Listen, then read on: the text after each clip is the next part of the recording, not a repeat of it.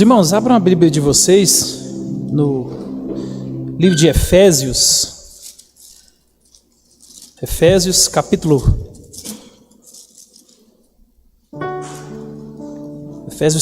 4. Essa semana eu estava no meu curso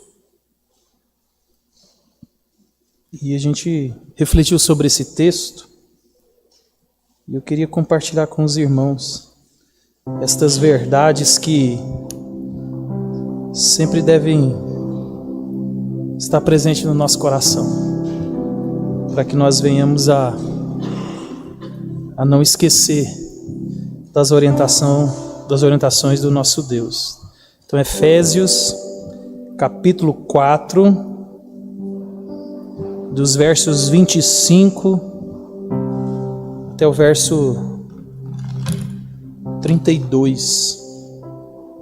Talvez é um texto que você já conheça, mas é sempre bom nós voltarmos às verdades de Deus, né? Então, Efésios capítulo 4, dos versos 25 até o 32, diz assim: Por isso, deixando a mentira, fale cada um a verdade com o seu próximo, porque somos membros uns dos outros. Irai-vos e não pequeis. Não se ponha o sol sobre a vossa ira, nem deis lugar ao diabo. Aquele que furtava, não furte mais. Antes trabalhe, fazendo com as próprias mãos o que é bom, para que tenha com que acudir ao necessitado.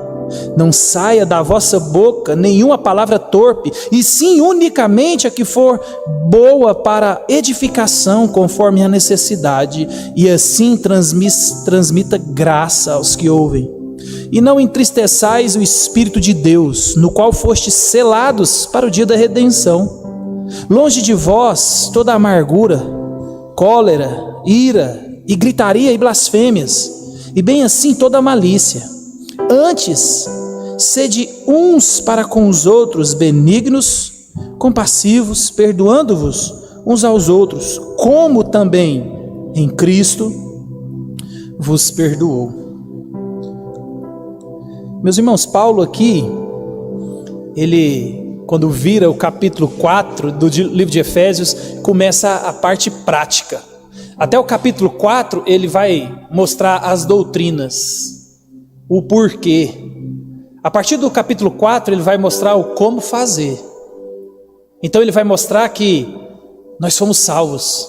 Deus Trino trabalhou na nossa salvação. Deus Pai elegeu, Deus Filho morreu, Deus Espírito Santo nos selou. Agora nós somos um só. E aí ele ora para que eles entendam isso. Senhor, dê a eles entendimento para que eles entendam isso agora. Que agora são um povo só. Não há judeu, não é grego, não há cita, não é bárbaro, é todo mundo o mesmo povo. E aí ele vai mostrar para nós que nós estávamos mortos espiritualmente. Sem Cristo estávamos mortos, mas Cristo nos deu vida através da fé. E isso, como nós cantamos aqui, foi por causa dele mesmo. Cristo efetuou isso tudo em nós. A salvação é obra única e exclusiva de Deus a nós. Nós fomos alvo da sua graça, nós fomos alvo da sua misericórdia. E ele vai colocar para mim e para você que agora nós pertencemos à família de Deus. Antes nós éramos filhos da ira, filhos da desobediência, nós estávamos no inferno. Agora Deus nos tirou das garras do inimigo e nos transportou para o céu, para a sua morada. Isso é maravilhoso. E aí, aqui no verso 4, ele vai falar, já na virada do livro, sobre unidade.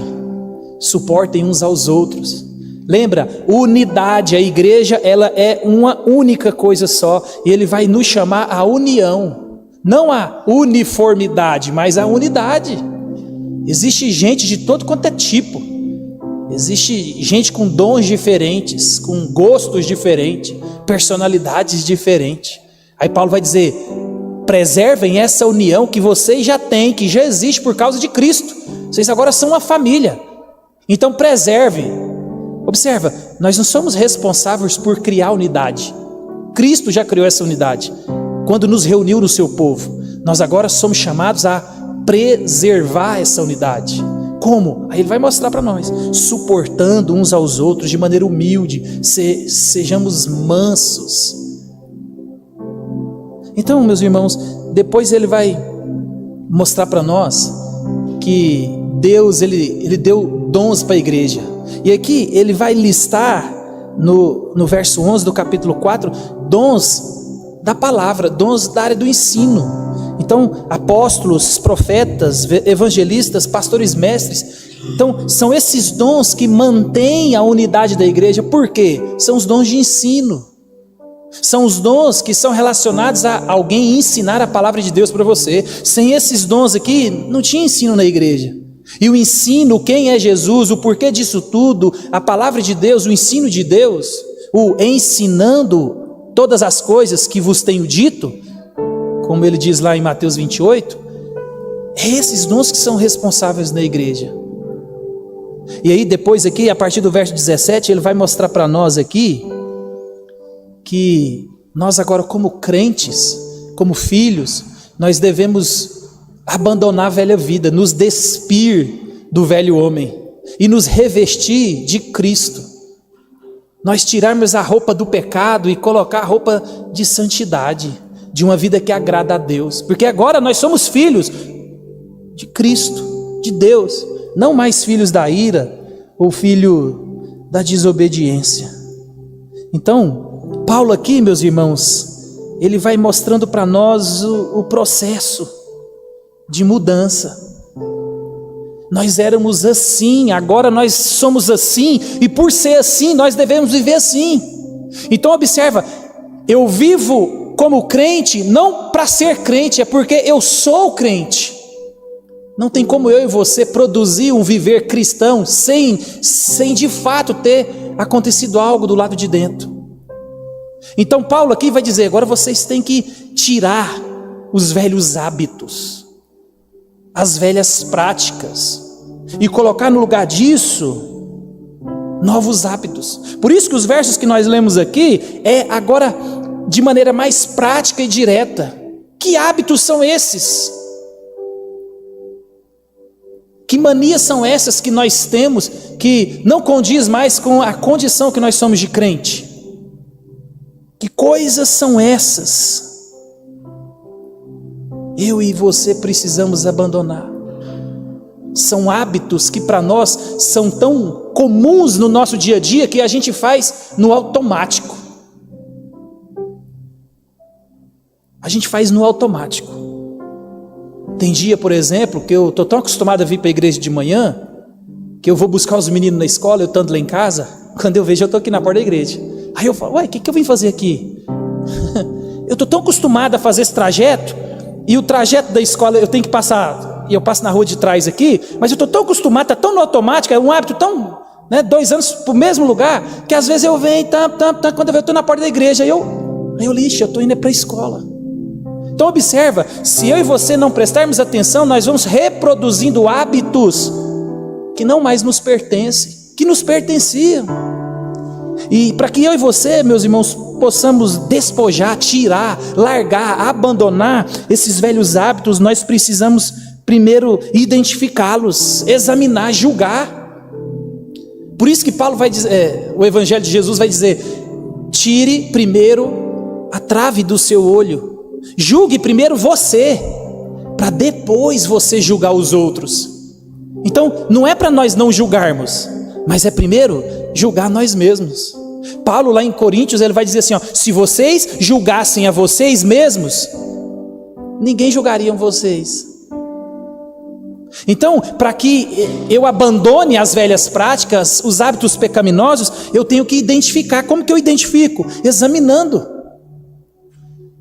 A gente vai tomar a ceia aqui, Paulo sempre nos orienta na ceia, né? Examine-se o homem a si mesmo. Eu posso te ajudar nesse exame? Claro que eu posso. Nós podemos uns aos outros. Mas o seu coração é Deus e você.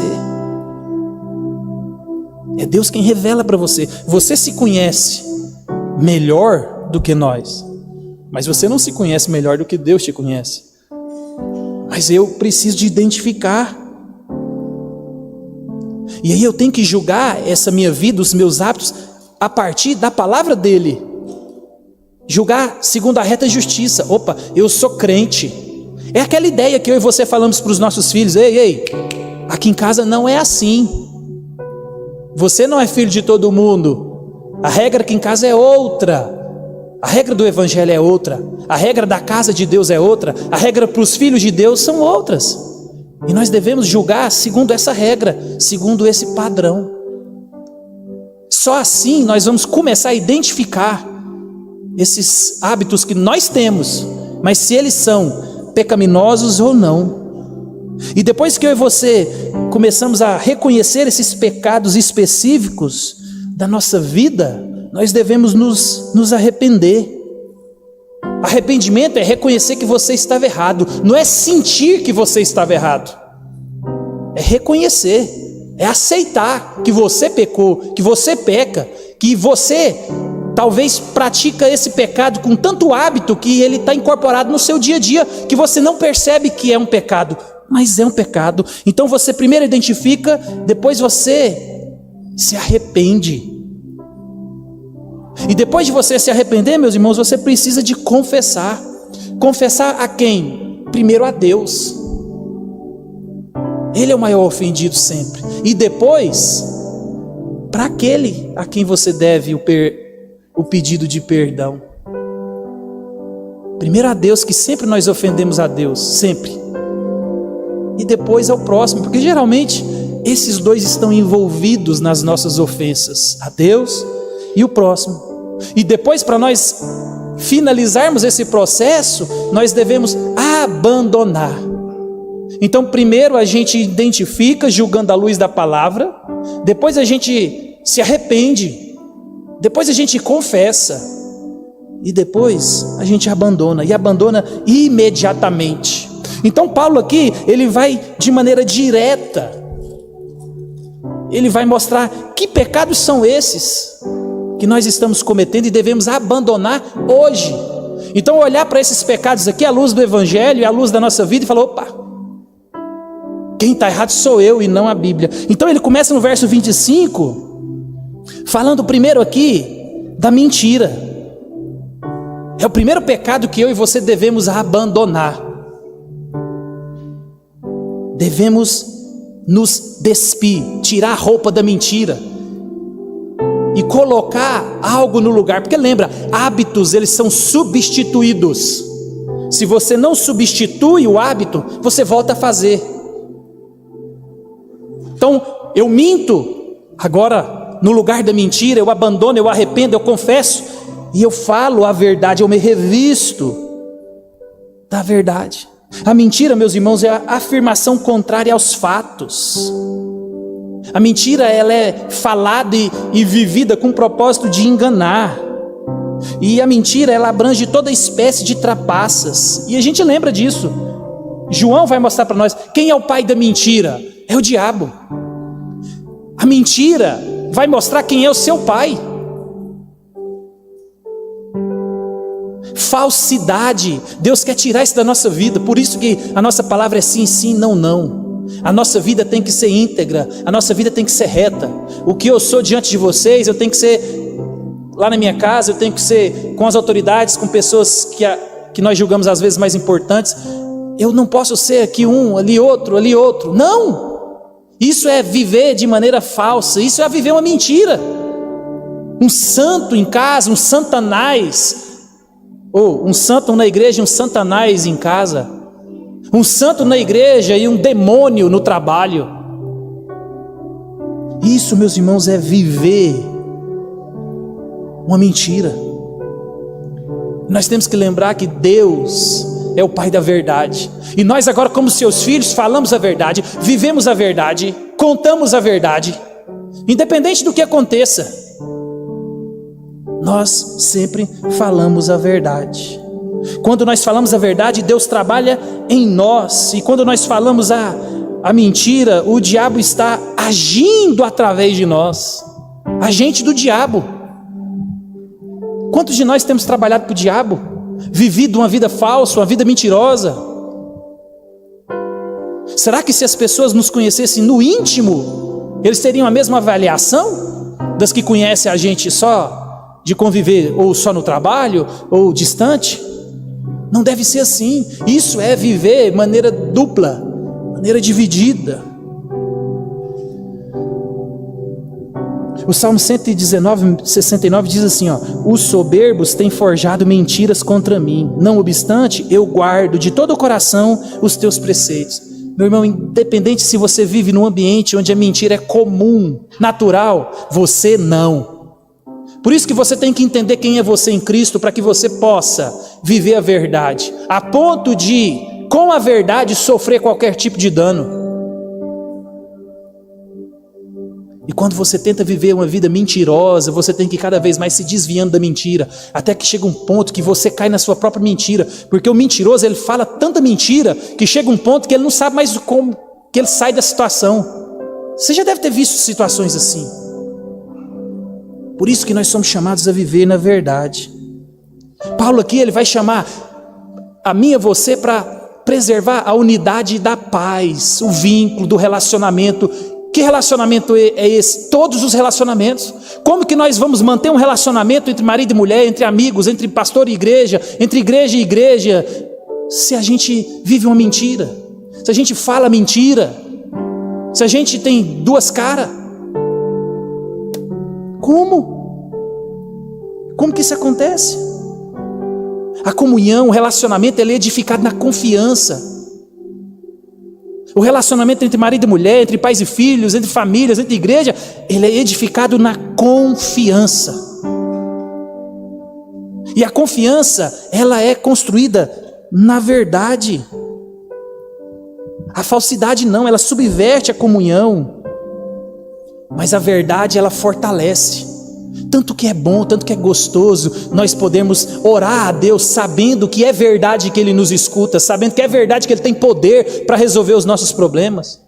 Tanto que é bom a gente nutrir um relacionamento entre pessoas, cônjuge, família, etc., onde você sabe que aquela pessoa não mente para você, onde aquela pessoa vive a verdade, fala a verdade, nada além mais da verdade.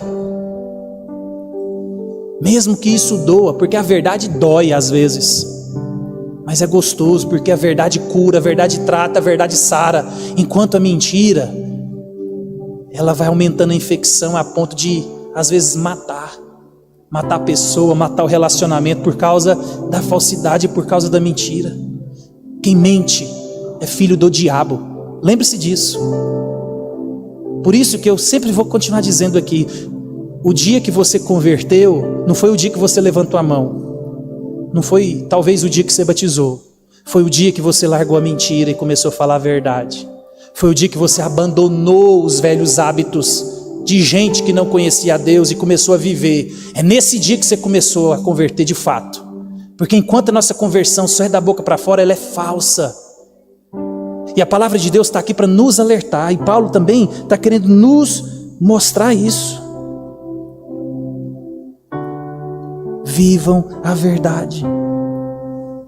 A unidade da igreja, a unidade da família, a unidade dos relacionamentos, ele só será mantido pela verdade, somente a verdade. Vivam a verdade, falem a verdade. Paulo vai dizer lá em Romanos que o povo trocou a verdade pela mentira, a ponto de viverem de qualquer jeito.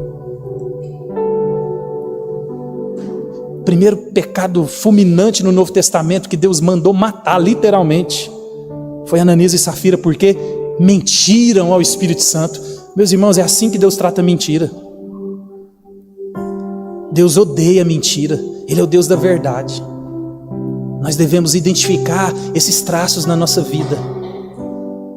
Lembra, viver uma mentira ou falar uma mentira não é só eu te perguntar uma coisa, você me perguntar e eu omitir, porque omissão também é mentira, ou eu omitir alguma coisa, ou eu dar uma mentirinha. Não, o próprio fato de você dizer ser crente no hall de membro e viver uma mentira, não amar o povo de Deus, não amar a leitura, não amar a oração, não amar a comunhão, não Viver uma vida digna do evangelho, da vocação que você...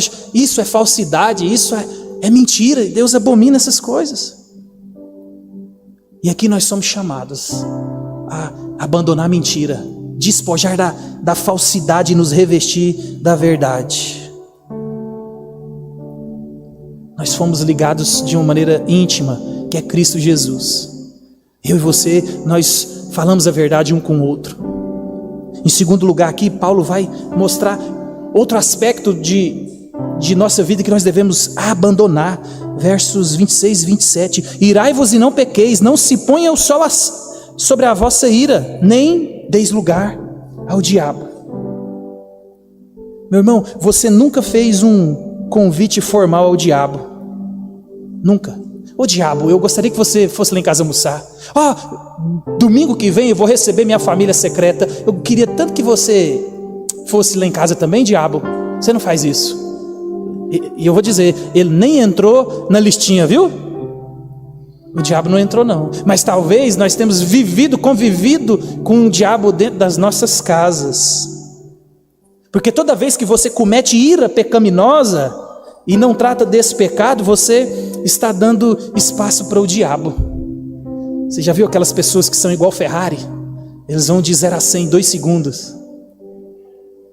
Lembra? Ira é um sentimento, uma emoção dada por Deus.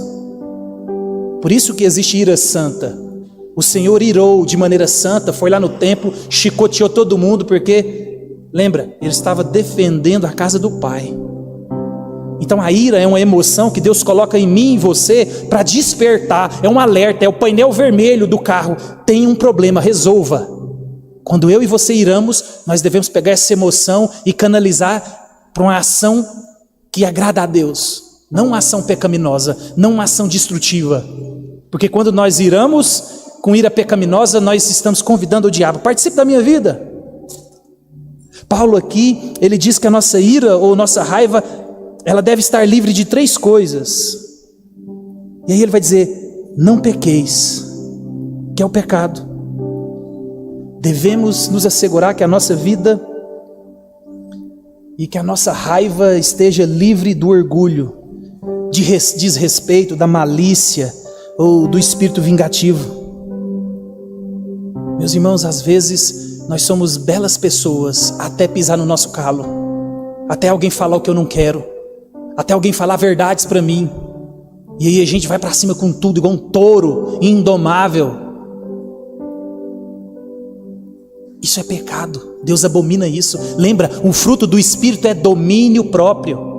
Você se reveste de Cristo exercendo domínio próprio. A ira, ela deve ser uma ira santa. Se você está irado com uma situação, deixe que essa ira te conduza à maneira que glorifica a Deus na sua ação.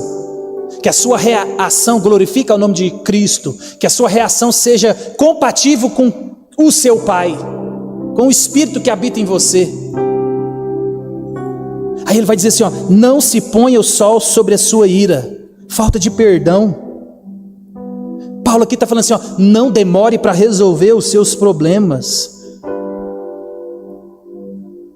É diariamente, antes que o sol nasça, acerte todas as pontas com as pessoas que você precisa de acertar, principalmente com Deus.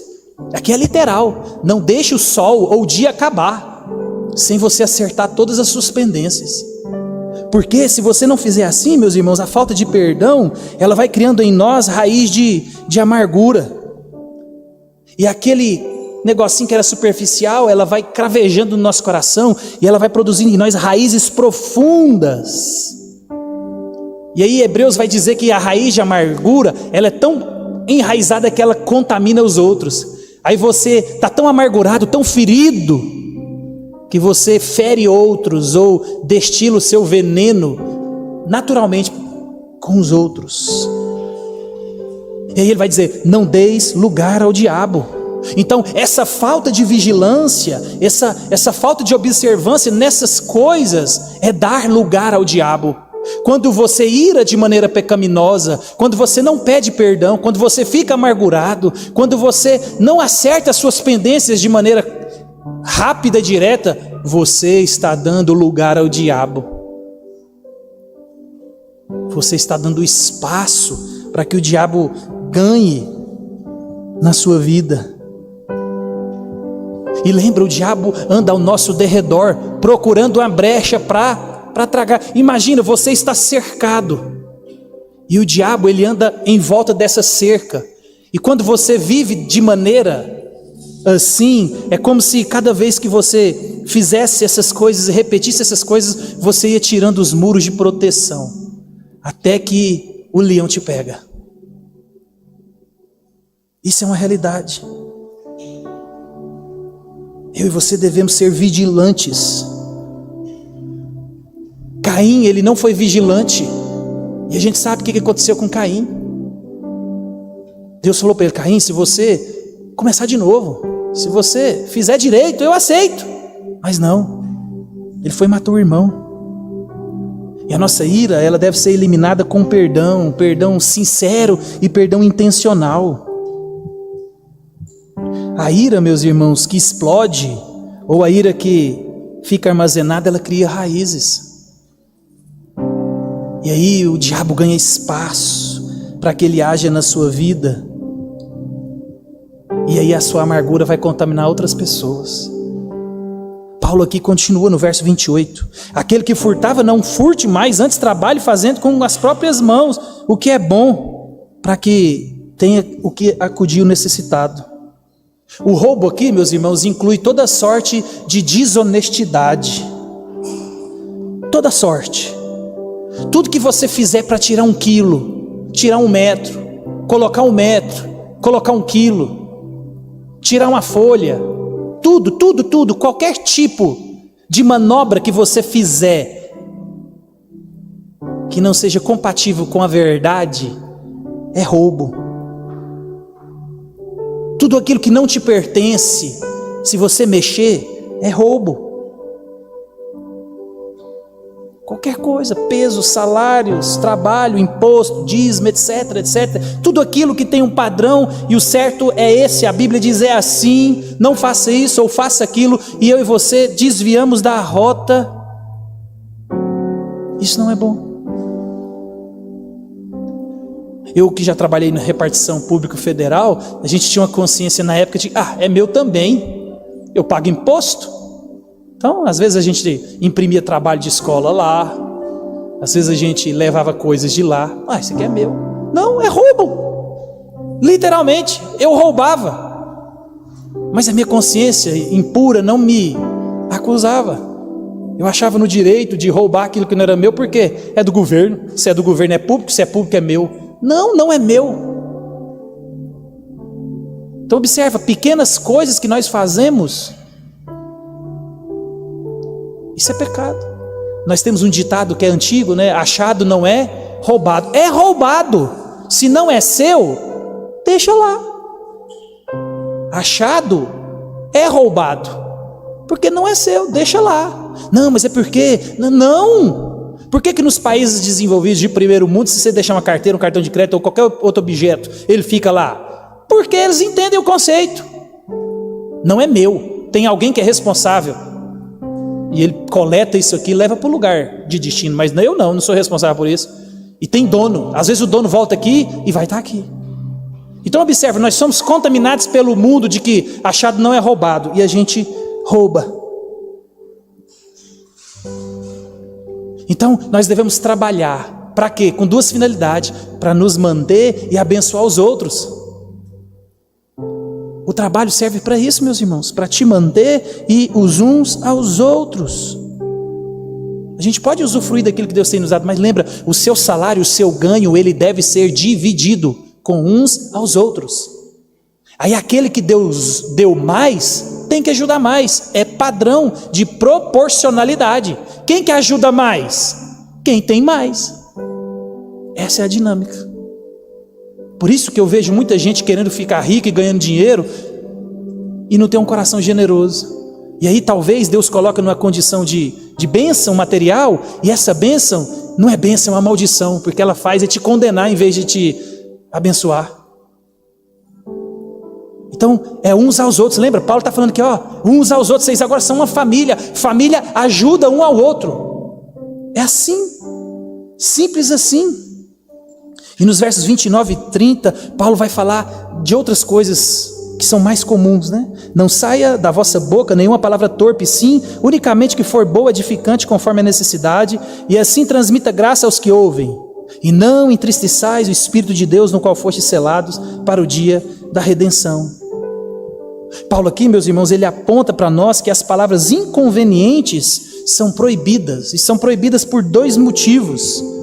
Elas são obstáculos ao crescimento espiritual dos irmãos na fé, e elas entristecem o Espírito Santo.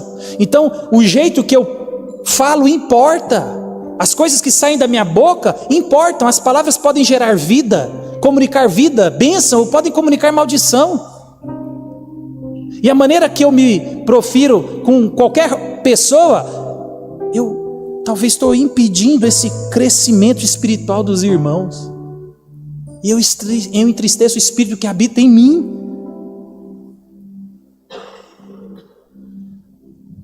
A W. Tozer, ele vai dizer assim sobre o tipo de palavra que entristece o Espírito Santo.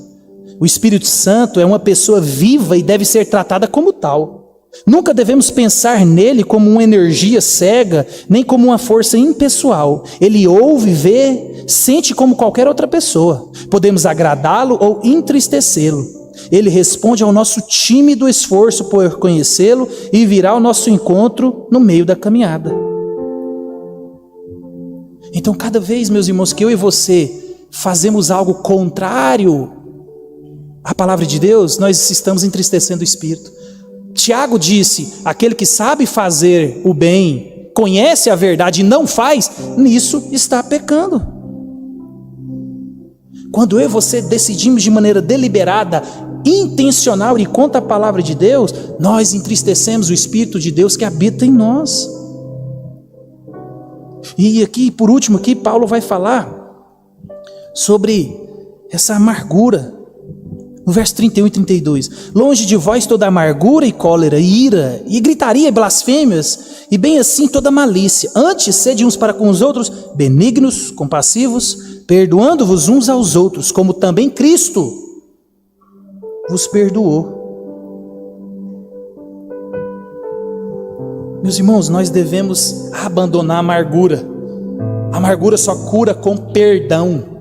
Perdão é intenção, não sentimento. Devemos abandonar esse hábito de crente de vidro. Não pode falar nada. Já conheceu gente assim? Gente não pode falar nada, que a pessoa se ofende, fica agressiva. A pessoa sempre tem razão. Isso é pecado. Isso é demoníaco. Lembra? Você agora é a habitação do Espírito. Você agora é alguém diferente. Você foi transformado. Você era um morto espiritual. Você agora tem vida espiritual por causa de Cristo. O Espírito dele habita em você. Você agora pode externar os frutos do Espírito: domínio próprio, amor, benignidade, mansidão e etc, etc, etc. A boca, meus irmãos, ela é a fonte do coração. A boca, ela é a ponte do coração até o mundo. Aquilo que a gente fala mostra o nosso coração. A amargura aqui, ela se refere a um espírito azedo, uma conversa azeda, um espírito ressentido, que recusa se reconciliar. E aí, a pessoa azeda, a pessoa amarga, ela sempre responde com cólera, que traz essa ideia de fúria apaixonada, aquela ira temporária. É o explosivo. O cara vai de 0 a 100 igual a Ferrari em 30 segundos. E a ira tem a ver com a hostilidade. Ela é uma ira sutil, profunda, sombria. E aí ele vai colocar aqui como gritaria. Pessoas que erguem a voz numa disputa. Quem fala mais alto, quem ganha a situação no grito. Quem manda aqui sou eu, cala a boca. Mas isso não acontece no nosso meio aqui. E aí ele vai falar também de blasfêmia. Então olha, uma alma amargurada, cheia de feridas, fala mal das pessoas. Lembra? A gente começa a falar mal dos nossas desavenças, mas daqui a pouquinho esse hábito É tão comum que a gente fala mal de todo mundo. A gente fala mal até de gente que não tem o que falar, a gente fala, porque está tão acostumado a falar mal. Isso é uma alma amargurada. E aí a gente fala de maneira difamatória, de maneira escondida, né? Que a gente faz isso é pelas costas. A gente destrói reputações, isso é mal. Malícia, má vontade, incluindo o desejo de tramar o mal com outras pessoas. Ah, se eu pudesse eu matava. Ah, se fosse comigo. Paulo vai dizer assim, ó, longe de vós. Eu e você devemos nos despir dessas coisas. Paulo aqui faz uma lista bem curta, mas você conhece a sua vida. Faça um exercício, pergunte pessoas bem próximas de você e fala os meus pecados aqui. Aí você abaixa a cabeça e escuta. Depois se arrepende. Tira isso da sua vida e coloca os frutos do Espírito. Paulo vai falar assim, longe de vós, isso não é compatível com vocês. Por isso, meus irmãos, que a palavra pregada, ela é um meio de graça, onde Deus fala aos nossos corações, onde Deus graciosamente abre os nossos olhos, onde Deus graciosamente nos instrui para que nós mudemos de vida, mudemos de direção. Deus nos tirou do lamaçal de pecado, agora Ele vai tirar a lama de nós. E qual é a lama que está impregnada em você? Dê nome a essa lama. Viver para Cristo, meus irmãos, requer que você dê uma nova direção aos seus pensamentos, orientando para que a sua vida seja uma constante agradar a Deus e não a você. Viva para o Senhor e não para você. Às vezes a gente só quer agradar a nós mesmos. E nós não estamos aqui para glorificar nós mesmos, nós estamos aqui para glorificar a Deus. A salvação, ela é o primeiro processo, o primeiro passo desse processo, para que você possa obedecer a palavra de Deus. Aqueles que foram salvos, iluminados, esses agora têm um Espírito que ilumina a mente para que essa mudança comece a acontecer. Mas esteja atento, olhe para Cristo, olhe para Jesus. Dê nome aos seus pecados, abandone as velhas práticas, abandone as práticas que não condiz com quem você é. Amém? Vamos ficar de pé?